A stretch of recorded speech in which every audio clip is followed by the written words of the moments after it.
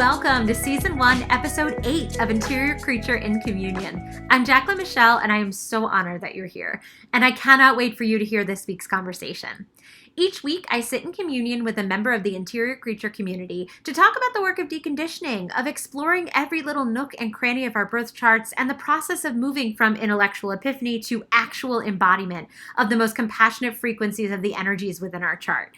Another thing to note, everyone I sit with in communion is given a pseudonym just to protect their privacy and to create a safe container that allows for vulnerability and honesty. Today, I want to share with you part 1 of my conversation with Georgia. She's a mental projector with the writing across of the unexpected in Gate 41. To make up for the absence of a pod last week, part 2 of our conversation is going to drop this Thursday. I had some very cliche Mercury retrograde tech issues, one after the other, and let's just keep our fingers and toes crossed that that's it for this retrograde period. Although, now that I put it out there, it probably won't be because, Murphy's Law. But anyway, over the course of our conversation, Georgia and I talked about where to find the right source of energy for her as a mental projector, about parenting a generator and a manifesting generator child with an energy projector partner, and about how Gate 14 and Gate 5's energies were manifesting in her life. We're going to drop into our conversation right after I thank Georgia for sitting down with me and ask her about her human design experiment thus far. My experience so far is very precursory. I'm very new to all of this. I've been able to establish that I'm a mental projector.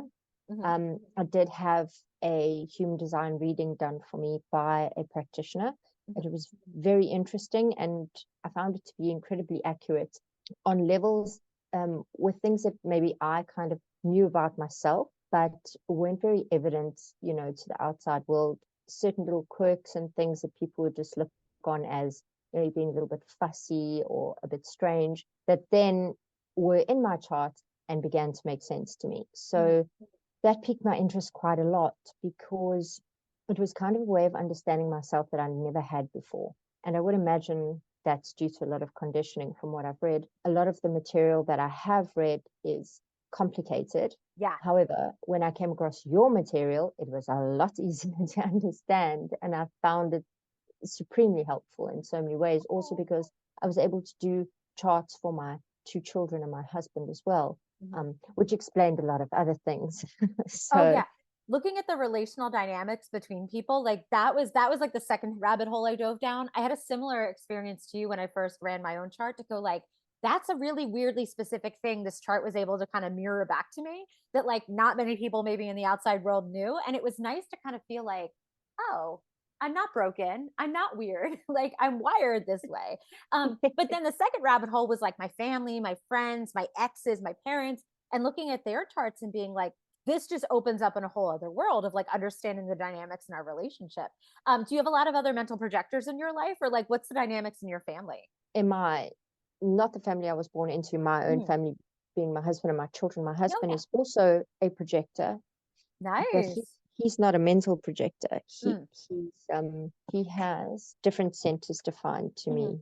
Yeah. Does he have his heart or his solar plexus defined in his chart? Yes, he has his solar plexus. So he's an energy projector. Yeah, those are the most common. Energy projectors have an energy center, at least one of them defined in their chart. It could be their heart, could be their solar plexus, could be their root. But the thing that kind of makes you both projectors is the fact you've both got that sacral open. So that being with someone who's got that, who still has that projector, that guide energy that you do, but then also has that emotional energy.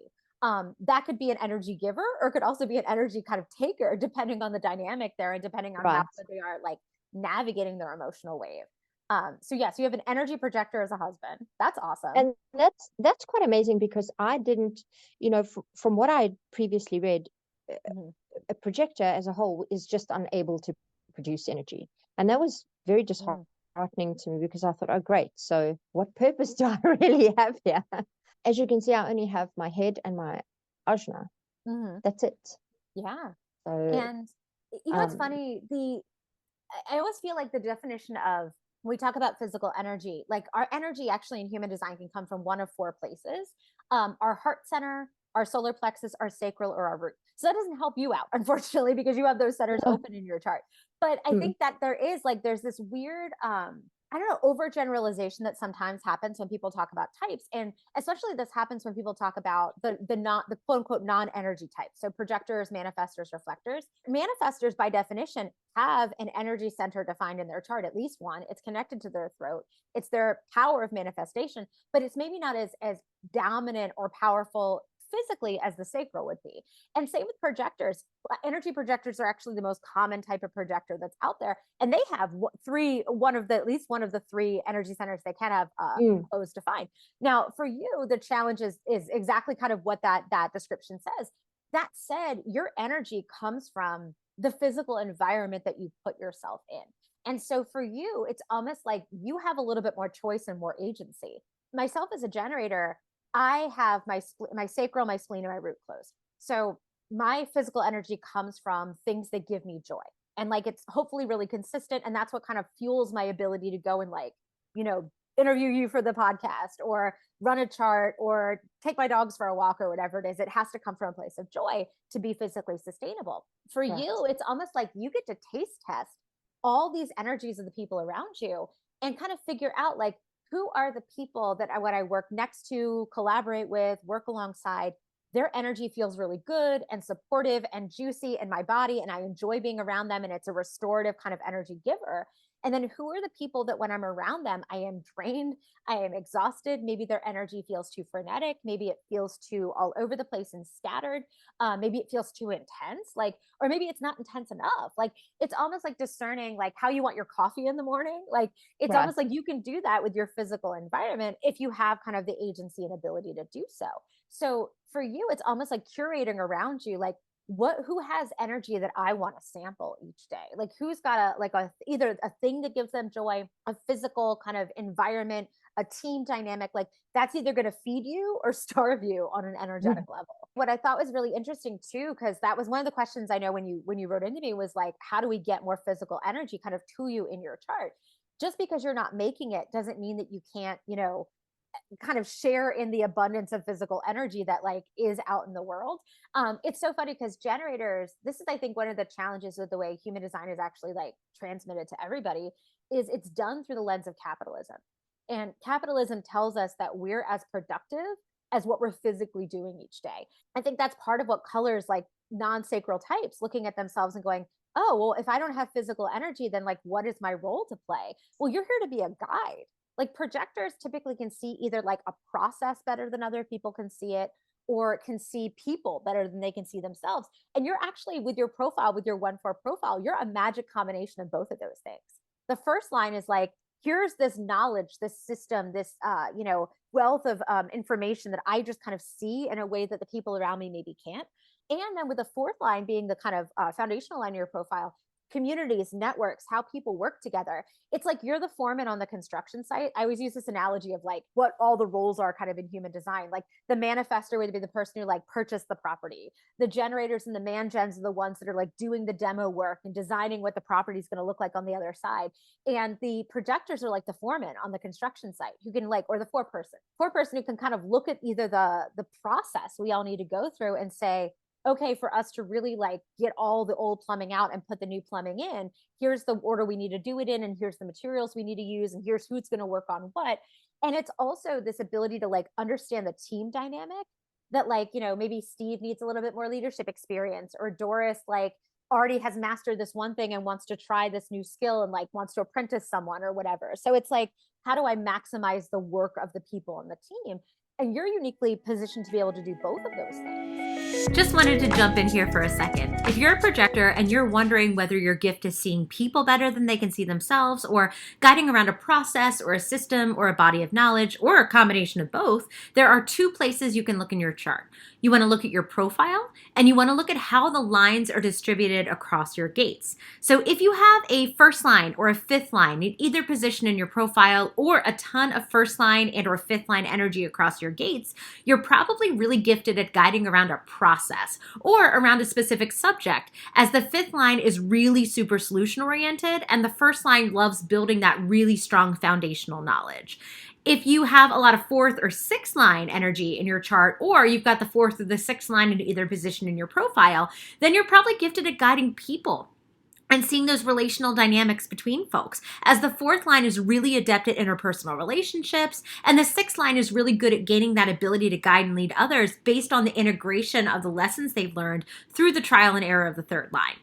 If you want to see how your lines are distributed across the gates, you can run your chart at mybodygraph.com, click on the My Body Graphs view at the top of the page, and then on the information panel on the right side of the screen, scroll down until you see the statistics window and open that up, and there's a table there that'll show you how many gates you have on each line in your chart. Now, back to our conversation. That's good to know. How is guiding then kind of showing up in your life? Do you feel like you kind of have a position within your community or even like professionally where you're like, oh, I can see where my advice is sought or my guidance is sought or my counsel is sought? I think prior to immigrating, that may have been a little bit more prevalent. Since moving from South Africa, we live in London at the moment. I don't have a great network of people here. I spend most of my time with my children and my husband. And I work as an assistant, but virtually. So the people or the clients that I work with, I do connect with them on a weekly basis over Zoom, but I don't generally have any physical contact with them. So as I said, predominantly my time is spent with my two children and my husband. My husband, who's a projector, and my oldest child is a generator, and the youngest one, whom I spend the most time with, is a manifesting generator.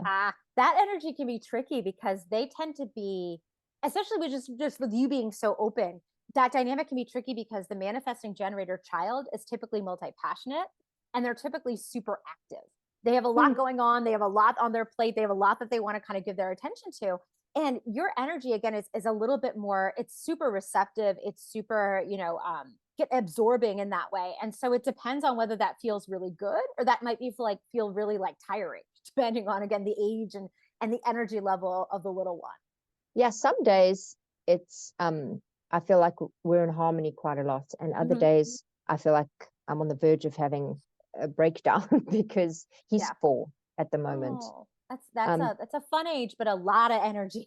Yes, the oldest one, she'll be 18, so she's very very different to her brother. And generators tend to have, like pure generators, like myself, we tend to have like kind of a one project at a time kind of thing. And like we go kind of really deep, but like in one direction. Whereas a manifesting generator, sometimes it's like the TV's on and they've got their Game Boy out, or I don't know if the Game Boy, that dates me, like, or whatever their little game cartridge is. And, it's like a lot of different things are happening at once, and, or just kind of like, it's just a different vibration in terms of just like that energy. So again, it can be really fulfilling, but it can also be like, how do I keep chaotic? Up with you? Yeah. Yes. So that might be something to think about too, in terms of like your physical environment when you're working.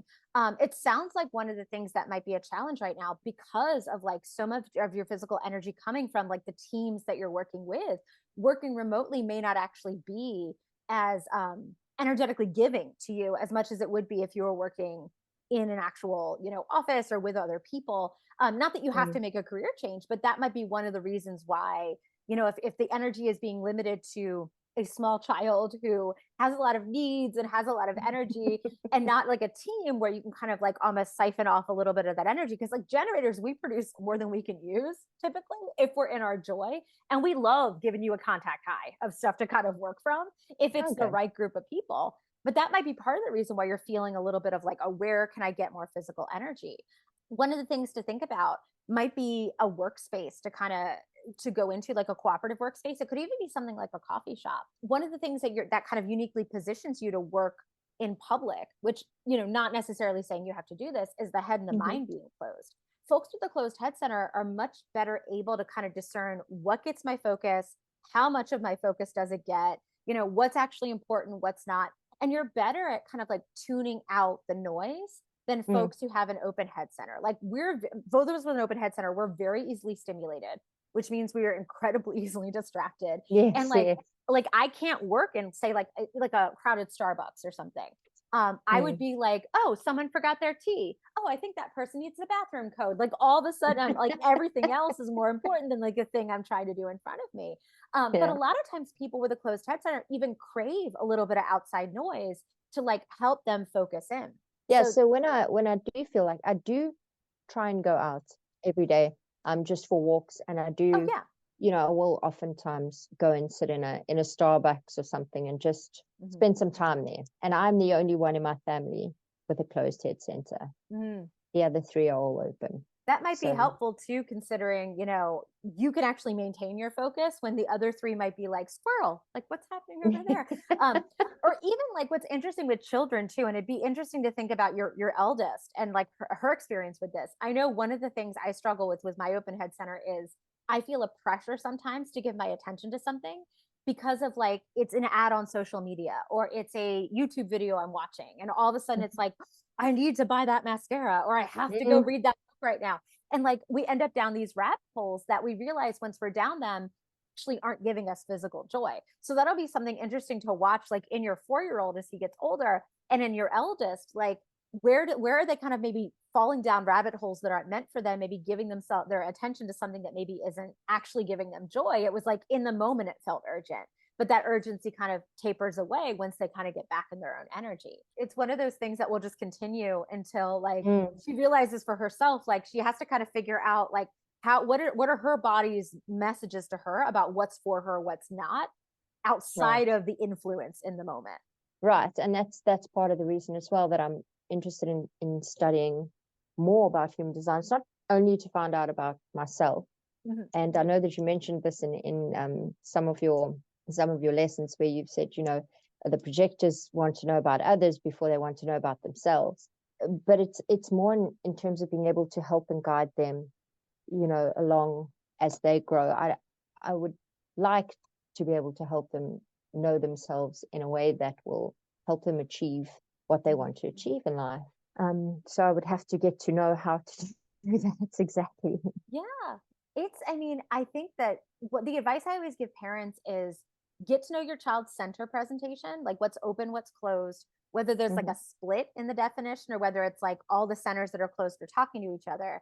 And then like type and authority are really important, especially when they're little and they're making decisions for themselves. Like say your little manifesting generator gets an offer, like, how like there's sports at school, right? Like, oh, you could play basketball or you could play football or you could play lacrosse. Like, what is it that you want to play? Like a lot of times when they're so little, it's like, it depends. An open head center goes, what's in front of me right now? That's the thing that feels most exciting or most important. Or, if they have an open identity and heart center, what is everybody else committing to?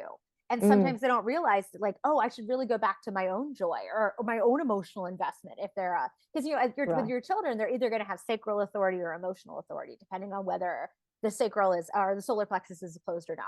And so teaching them. So one has sacral, one has emotional. Yeah. So the emotional one, it's like figuring out what is, maybe if we use the sport example, like what is the sport that I care the deepest about, right? Like what is the thing that I'm going to feel the worst if I don't get to do?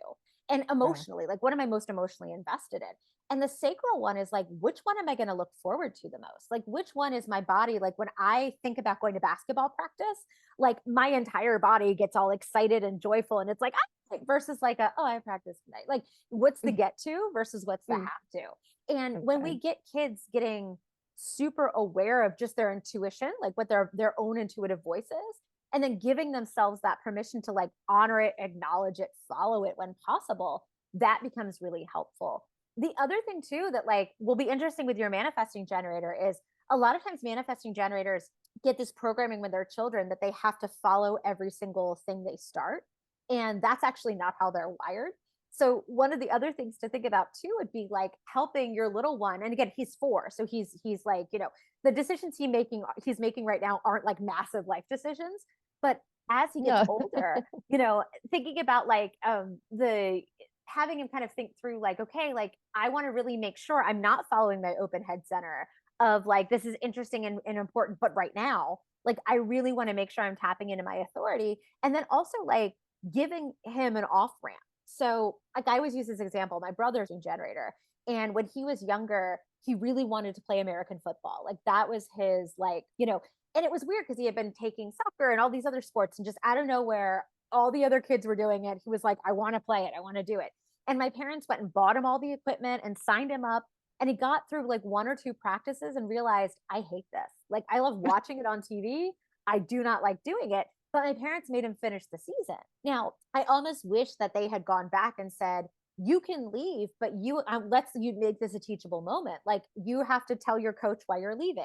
You have to, and he was young enough. It wasn't like it was going to like ruin their chances at a state championship or anything like that. It was like little kids learning how to play. Like, that could have been a beautiful lesson in like, okay, I've gotten myself into something that I thought was going to be a yes. It's not. It's a teachable moment to kind of like, how do we extract ourselves in a way that's respectful and compassionate, but like also puts up a clear boundary. Like, that could have been a great teachable moment. Are you a small business owner or a spiritual practitioner working in the wellness space? Do you want to get your offerings in the ear holes of the amazing members of the Interior Creature community? If so, you are in luck because I'm looking for sponsors for upcoming episodes. Drop me an email at interiorcreature@gmail.com, and Interior Creature is all one word, and let's chat and see if you're a good fit. Now, back to the pod. But for you, in terms of getting your physical energy, I was thinking about this as I was looking at your chart earlier. Places you might want to look in terms of like where you may have energy leaks, as in like the energy you do have when you're kind of taking it in from your surroundings or from your children or from the activities you're working on.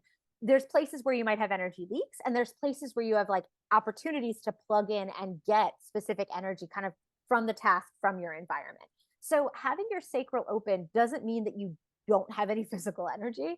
It means it's less consistent. So like generators and manifesting generators, like your daughter and your son, and myself, like we get, and it, like we have a task that needs to be done. And if it's a task we get to do, our body basically goes, woohoo, here's the energy to fill the container of that task. Like, let me give you the energy it's going to require to do it.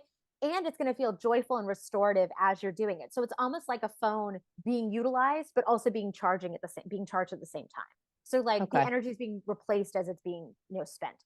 With an open sacral, that energy is just kind of out, right? And then it's almost like a phone that like you need to actually like turn it off and plug it in and leave it for a while and let it kind of recharge, as opposed to be using it while you're doing it. So for you, it's like multiple things that are influencing how much physical energy you have. It's the task itself. So what are you doing? Where are you doing it? Like, what's the physical environment like? And it could be like literally like the vibes in the office, or how many people are around, or like the team you're working on. The people involved is another big factor for you, especially because of your fourth line energy of being a 1-4.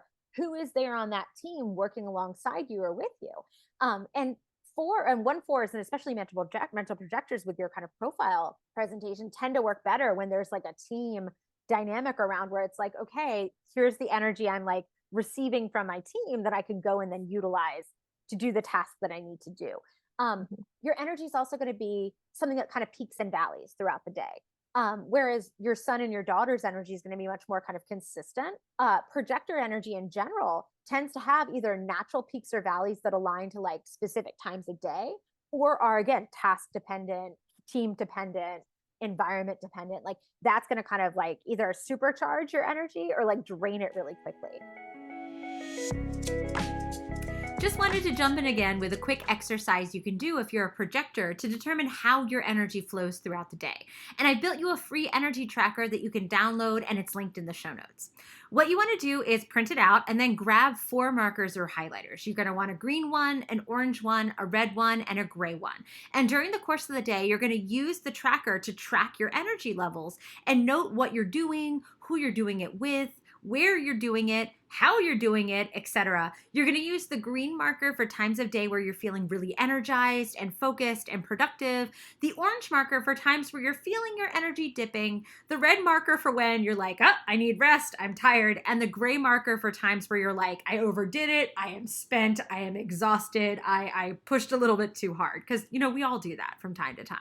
So make sure you're taking notes too as to the who, the what, the where, the when, the how of each part of your day. And at the end of the week, you're going to look for patterns and commonalities. So maybe there's a certain time of day every day where your energy just naturally dips. Or maybe there are certain tasks that drain you faster than others, or certain people that leave you feeling really depleted. Arming yourself with that data can give your authority something to engage with in terms of designing your day so that you have that energy you need when you need it, and that you have adequate time to rest and recharge. A dear projector friend of mine used this tracker for a few weeks, and it literally changed her life. She is a morning person. person, and she's normally up by like 4:35 a.m. each day. I wish my body functioned like that. It does not. But anyway, after she was using the tracker for a while, she realized that her peak time for focus and energy was literally 5:30 a.m. to 8:30 a.m. each day, which unfortunately is outside of normal working hours, right? So she also noticed that when she was in crowded or noisy spaces, her battery drained really quickly. She also has like an open head, open mind center.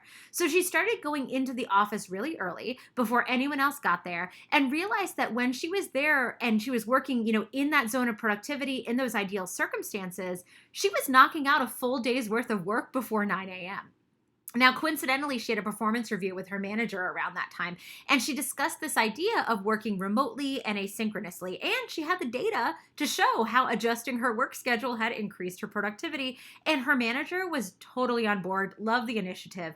And so her schedule now has been like this for about a year, where she works asynchronously, she works from home, and it was literally like the domino that needed to be tipped for so many other things to fall in place in her life. Her stress levels are so much lower. She's getting much more sleep. Her physical and her mental health improved. An exercise like this is helpful because it takes us out of that like daily doing, and it holds a space for us to cultivate more awareness and more intentionality. Give it a try, and if it helps you, definitely let me know. Now, back to my conversation with Georgia. And so what I love about you being a virtual assistant is there is a bit of agency, I assume, that you have around when you're working and when you're resting. Am I correct? Yes.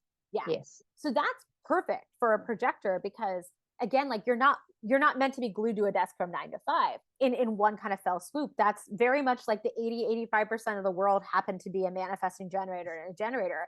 And when the unions like advocated for like a cleared end of the workday, it kind of aligned with about our max amount of energy we can give each day, even though I don't believe that generators and manifesting generators should be doing 9 to 5s either. I think we need to rewire the way that we all work. But I agree. With your sacral open, one of the things I noticed is you've got gate 5 and gate 14. So unpacking your relationship to these two gates can give you a lot of information about where you can get kind of bursts of energy. Your gate 14 is your conscious moon placement. And 14 is called the gate of power skills. It's a once in a blue moon, like sacral yes, you're going to get for either a specific task, a specific topic, a specific like project that you're working on, that like every time you think about it, you get excited to go and kind of work on it. Now, the physical energy you're going to have for it's going to be a little less consistent, but gate 14 kind of like shines a giant spotlight on what our big yeses are. So even though you're not going to experience that quite frequent, like as frequently as maybe a generator would, it would be worth, exploring like, what are those things that I feel so much physical excitement about doing? Like, what are those tasks, opportunities, projects, etc., that I'm like, I can't wait till I get to. And for you, because they're sitting in your moon placement, that's ambition, that's drive, that's like what we feel pulled towards. So it might be interesting to think about that in a career specific, like kind of way, or even like family relationships that you feel really like compelled toward, pulled toward, but like, you're ambitious about. Like, that's kind of the intersection that this gate is sitting at. So do you have things right now that you get to do each day or on a regular basis that like kind of meet that criteria of gate 14? Well, at the moment it's human design. So that's kind of the only thing that really is, it's daunting, but it's exciting at the same time. So and I try and get as much time as I can to sort of focus on it. It doesn't always happen, but when I do get to sit down and read and kind of think about it, it makes a lot of sense to me, and it does give me satisfaction. And that might be, and it's funny because like that might be a place, and the satisfaction's the kind of keynote we're looking for from anything that's like sacrally related, right? So having that kind of epiphany of going like, this is a satisfied feeling, this is something I always have energy for. It might be interesting to try to like put pockets of time either in your day or in your week where you're like, here is a task that I know, or a project that I know, or an area of study I know that always gives me energy when I dig into it. Like that could be something that like refills my gas tank with the physical energy. Another thing that's interesting in your chart beyond gate 14, so it's like consciously it's your moon, unconsciously it's your Mars. So it also has to be something you're really passionate about and fired up by. And I could hear that in your voice when you're talking about understanding like the relational dynamics in your family, like family chart study. That would be another thing to kind of like pop into those little pockets, because that's going to like, again, give you some of that physical energy. Another thing that would be helpful too is thinking about your timing. So you have gate 5 activated, and 5 is all about basically the natural rhythms that we have throughout the day. Like, what is my timing versus like, what is the timing I'm told that I need to have? Like, society tells me I need to be on a specific timetable. And yours is Venus related. So it's really related to like, your timing with your children, your timing with your partner, could be timing career or professional relationships. It's all kind of, interrelational in that way. And what I love is it's also a 5th line placement for you, which is all about solutions, like, and getting solution oriented. So it kind of it makes sense that you're saying human design is one of those things that gives you a sacral yes, because what are you studying within that is like the timing of decisions and relational dynamics in your family. And like, Right. So we have that gate 5, and your unconscious gate 5 is in Neptune, which is the planet of spirituality. And what is human design if not a spiritual system? So it might be that like plugging time into your week where you're like, this is my like sacred human design study time, and I'm going to like canonize this time and give it to myself on a regular basis to study my chart, my children's charts. And it might turn into something that's like, a side hustle, or even like a career in the future, or maybe not. Again, it depends on your bandwidth for that. But that it's funny. I think those, having that hobby at least, and that like time carved out for you, is going to give you a little bit more kind of physical energy, because it's going to hit the criteria of those 2 kind of sacral gates. Yes, I think it will. And that's also part of the reason that I'd like to kind of learn more as much as I can. Not only for my family, but if at any point I begin to become adept at it, maybe be able to help other people and be a part of a community of people who have, who are on a similar path as well. And that fits the criteria of your incarnation cross and your channel of abstraction, because your incarnation cross is literally so interwoven with this idea of timing as well. Even though gate 5 isn't in your big 4 placements, this cross of the unexpected is basically you figuring out what is that thing or things that give you so much joy and feel so deeply aligned for you, because the environment in which you're doing them, like people, situation, physical characteristics, etc., energy, vibes, like everything just feels so good and supportive that you're giving yourself that gift, right? It's like you're allowing that fantasy to become reality of what that kind of thing can look like, but it's going to look different than what other people are doing, hence the title of the unexpected, right? And so there's a big part of your chart which is all about purpose and taking care of people and nurturing and leadership, kind of leading when kind of asked to step up and guide. And that has to do with kind of making your dreams a reality, but it's all on your own timing. It's like not going to follow the traditional like timetable that society has arbitrarily placed on all of us, right? So what's going to help you with that is also mastering your authority, of understanding like what it means to have sounding board authority, getting yourself in those spaces that feel conducive to having your aha moments. It's almost like we want to kind of like get the bad vibes out of the way so that we're not mirroring back the energy that's going to actually hold us back and not like push us forward. That makes perfect sense. Also, in terms of the timing, my children are born 13 years apart. Yeah. Which is also unexpected, quote unquote. Like it's, I mean, I think it's beautiful and wonderful, and families come in all shapes and sizes, but I'm sure that's something people have had opinions about. That never really fazed me, because to me, I kind of, with both of my kids, I wanted to be all for the one.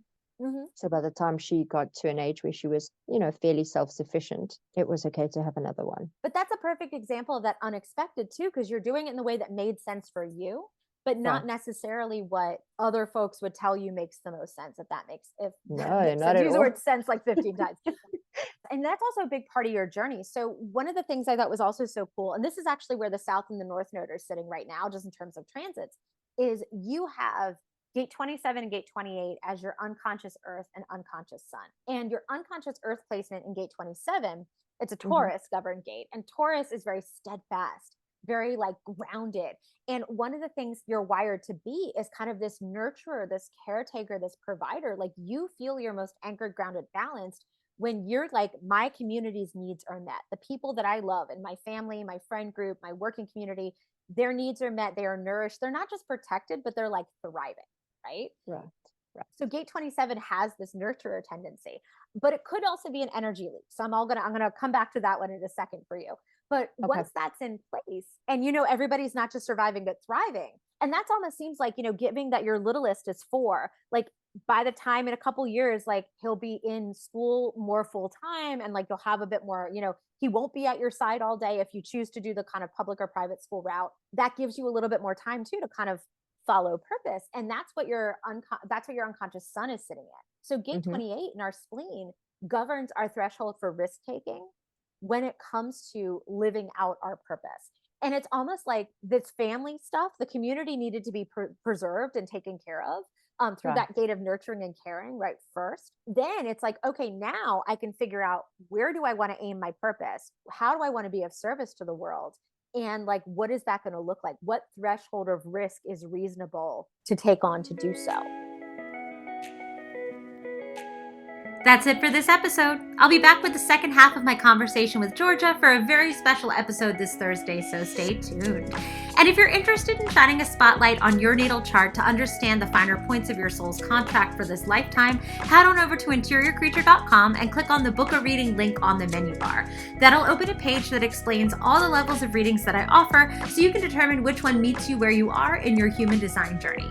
And if you've been self-studying for a while and you're interested in taking all the epiphanies that you've had about your energetics, and you want to start maybe deeply embodying the highest, most compassionate, expansive expression of your energy, you are invited to join me in the Karmic Studies Elevator. So click on the link in the menu bar for more information. Thank you so much to Georgia for sitting with me in communion, and to you for tuning in. I will talk to you soon.